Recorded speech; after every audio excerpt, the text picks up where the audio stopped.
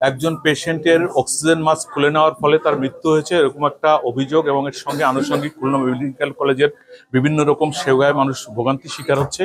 এই বিষয়গুলো নিয়ে একটা অভিযানের জন্য আমাদেরকে নির্দেশ প্রদান করা হয়। এই প্রেক্ষিতে আমরা একটা অভিযান পরিচালনা করেছি।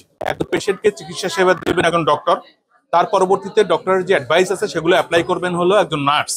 এখানে অক্সিজেন এই রুগীকে দেওয়ার ব্যাপারে ডক্টরের অ্যাডভাইস ছিল, বলা ছিল এসওএস, মানে যখন অক্সিজেন প্রয়োজন হবে তখন যেন তাকে অক্সিজেন দেওয়া হয়। তার কাছে অক্সিজেন সিলিন্ডার সংরক্ষিতও ছিল, কিন্তু এই অক্সিজেন সিলিন্ডারটি কোনো নার্স যে মানে এইটাকে স্থাপন করেছেন, ওনাকে লাগিয়ে দিয়েছেন বা খুলেছেন এমন কোনো প্রমাণ আমরা পাইনি। এখানে আমাদের কাছে প্রাথমিকভাবে প্রতীয়মান হয়েছে যে নার্সরা তাদের দায়িত্ব যথাযথভাবে পালন করেনি, নাম্বার ওয়ান। নাম্বার টু হলো যে ওনারা অভিযোগ করেছেন যে একজন ওয়ার্ড বয় এই অক্সিজেন মাস্কটি খুলে নিয়েছেন টাকা চাওয়ার প্রেক্ষিতে। তো আমরা যাচাই করে দেখেছি যে যিনি এই অক্সিজেন মাস্কটি খুলেছেন তিনি কোনো ওয়ার্ড বয় নন, তিনি একজন ক্লিনার। একজন ক্লিনারের কখনোই অক্সিজেন মাস্ক খোলার কোনো দায়িত্ব থাকার কথা না। এখানে মনিটরিং এর যে সিস্টেমটা আছে, মনিটরিং সিস্টেমের একটা অভাব পরিলক্ষিত হয়েছে আমাদের কাছে, যে প্রপারলি এই জিনিসটা মনিটরিং করা হয়নি। যদি মনিটরিং করা হতো সেক্ষেত্রে একজন ক্লিনার এই অক্সিজেন মাস্ক খুলতে পারতেন না।